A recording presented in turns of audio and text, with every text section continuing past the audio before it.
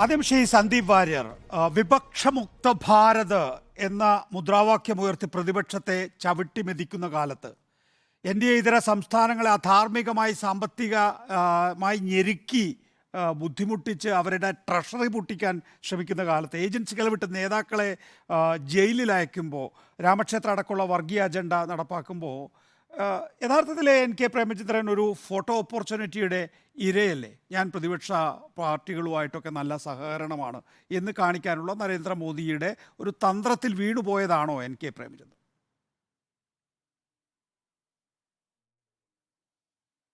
എന്ത് ദൗർഭാഗ്യകരമായിട്ടുള്ള ചർച്ചയാണിത്. ഒരുപക്ഷെ കേരളത്തിൽ മാത്രം സംഭവിക്കുന്ന രീതിയിൽ ഉള്ള വളരെ ദൗർഭാഗ്യകരമായിട്ടുള്ള ഒരു ചർച്ച എന്ന് ഇതിനെ വിശേഷിപ്പിക്കാനുള്ളൂ. നമ്മുടെ രാജ്യത്തിൻ്റെ പ്രധാനമന്ത്രി അദ്ദേഹത്തിന് താല്പര്യമുള്ള 8 MP-മാരുമായി പാർലമെൻറ്റ് ക്യാൻറ്റീനിൽ പോയി ഭക്ഷണം കഴിച്ചു. ആ ഭക്ഷണം കഴിച്ചപ്പോൾ അവർ സൗഹാർദ്ദം പങ്കിട്ടു. അതിനുശേഷം അവർ പിരിഞ്ഞു. ഇതെന്തിനാണ് ഇത്ര വലിയ ചർച്ചയാക്കുന്നതെന്ന് എനിക്ക് മനസ്സിലാകുന്നില്ല. ഇത് ഒരുപക്ഷെ കേരളത്തിന്റെ നിയമസഭയുടെ അന്തരീക്ഷം പോലെയല്ല നമ്മുടെ രാജ്യത്തെ പാർലമെന്റ് പ്രവർത്തിക്കുന്നത്. സാധാരണഗതിയിൽ പറഞ്ഞല്ലോ, ആർ ചന്ദ്രശേഖരനുള്ള ചോദ്യത്തിൽ ഞാൻ ഉൾപ്പെടുത്തിയിരുന്നു. അതുകൊണ്ടാണ് ഞാൻ ആവർത്തിക്കാതിരുന്നത്. സാധാരണഗതിയിൽ പാർലമെന്റ് അംഗങ്ങൾ കക്ഷിഭേദമന്യേ പാർലമെന്റ് ക്യാൻറ്റീനിൽ ഇരിക്കാറുണ്ട്. നമ്മളൊക്കെ നേരിട്ട് കണ്ടതുമാണ്. പക്ഷേ ഇത് സംഭവിച്ചിരിക്കുന്നത് ഒരു കൃത്യമായി ക്യാമറ ഫോളോ ചെയ്യുന്നു. അത് അദ്ദേഹം എക്സിൽ ട്വീറ്റ് ചെയ്യുന്നു. നോക്കൂ, ഇന്ത്യയുടെ പ്രധാനമന്ത്രി പാർലമെന്റ് ക്യാൻറ്റീനിൽ നേരത്തെ പോയപ്പോഴും വാർത്തയായിട്ടുണ്ട്. അദ്ദേഹം നേരത്തെ പോയപ്പോഴും അതിന്റെ ഫോട്ടോ പുറത്തു വന്നിട്ടുണ്ട്. അതിലെ പ്രത്യേകത എന്ന് പറയുന്നത് ഏതെങ്കിലും പഞ്ചനക്ഷത്ര ഹോട്ടലിലോ അതല്ലെങ്കിൽ പ്രധാനമന്ത്രിയുടെ അല്ല, അദ്ദേഹം നേരത്തെയും ഈ പുതിയ പാർലമെന്റ് ക്യാൻറ്റീനിലാണത്. പഴയ പാർലമെന്റ് ക്യാൻറ്റീനിൽ ശ്രീ നരേന്ദ്രമോദി പ്രധാനമന്ത്രി ആയിരുന്ന സമയത്ത് അദ്ദേഹം പോയിട്ടുണ്ട്. അവിടെയുള്ള ആളുകളുമായി അദ്ദേഹം കുശലാന്വേഷണം നടത്തിയിട്ടുണ്ട്. അവിടെ നിന്ന് ഭക്ഷണം കഴിക്കുകയും ഒക്കെ ചെയ്തിട്ടുണ്ട്. അതിന്റെ ഫോട്ടോകളൊക്കെ നേരത്തെയും പുറത്തു വന്നിട്ടുള്ളത്. നമ്മുടെ പ്രധാനമന്ത്രി സ്വാഭാവികമായിട്ടും അദ്ദേഹം ചെയ്യുന്ന പ്രവൃത്തികൾ നമ്മുടെ സർക്കാർ സംവിധാനത്തിന്റെ തന്നെ ഭാഗമായിട്ട് അത് ചിത്രീകരിക്കപ്പെടും. അത് സംബന്ധിച്ചിട്ടുള്ള വാർത്തകൾ പുറത്തു വരും. അത് ഇന്ത്യൻ പ്രധാനമന്ത്രി മാത്രമല്ല, അമേരിക്കൻ പ്രസിഡന്റും അങ്ങനെയാണ്, അല്ലെങ്കിൽ ലോകരാഷ്ട്രങ്ങളിലെ നേതാക്കന്മാരൊക്കെ അങ്ങനെയാണ്. അവരുടെ അത്തരം പ്രവൃത്തികൾ സ്വാഭാവികമായിട്ടും ജനങ്ങൾക്കിടയിൽ പ്രചരിപ്പിക്കും. അത് സാമൂഹ്യ മാധ്യമങ്ങളിൽ പോകും.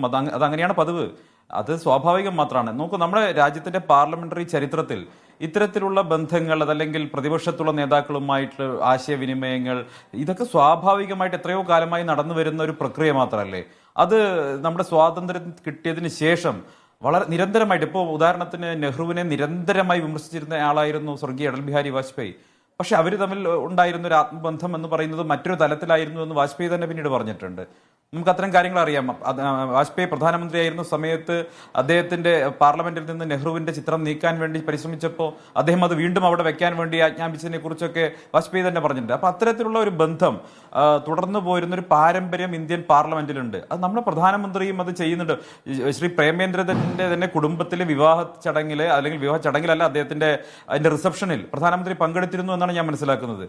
അതൊക്കെ വ്യക്തിബന്ധങ്ങളാണ്. അത്തരം വ്യക്തിബന്ധങ്ങൾ നമ്മുടെ ജനാധിപത്യ ബോധത്തിന്റെ ഭാഗമാണ്.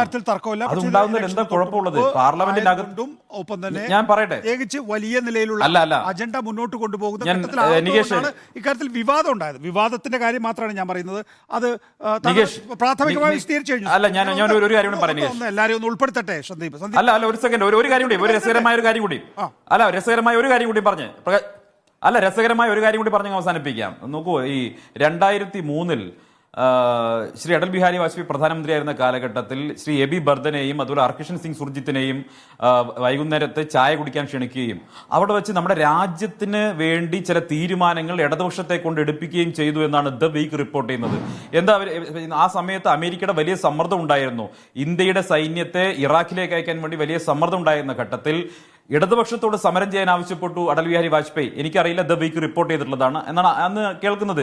അങ്ങനെ ഇടതുപക്ഷത്തെ കൊണ്ടൊരു സമ്മർദ്ദം ഉണ്ടാക്കിക്കൊണ്ട് ഇതാ നോക്കൂ, നമ്മുടെ രാജ്യത്ത് പ്രതിപക്ഷം വലിയ തോതിൽ എതിർക്കുകയാണ് എന്ന് പറഞ്ഞുകൊണ്ട് ആ അമേരിക്കൻ സമ്മർദ്ദത്തെ മറികടക്കാൻ വേണ്ടിയുള്ള പരിശ്രമം നടത്തി, അതിൽ വിജയിച്ചു എന്നതാണ് പറയുന്നത്. ഇതൊക്കെ രാജ്യത്ത് സ്വാഭാവികമായി സംഭവിച്ചിട്ടുള്ളതാണ്.